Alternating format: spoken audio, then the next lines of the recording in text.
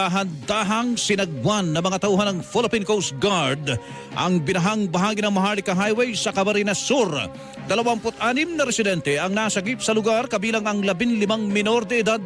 Sa Iriga City, natagpuan ang 11 taong gulang na bata na aksidenteng nahulog sa kanal sa kasagsagan ng bagyo.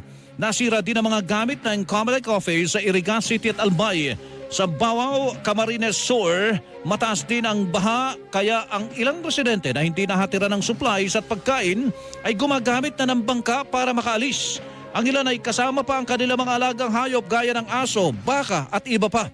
Ayon sa mga residente, kakaiba ang perwisyo ng bagyong Christine. Nabawasan namin dati hindi masyado. Pero ngayon, bawas kami ng bawas. Marami talagang tubig na umaano sa loob.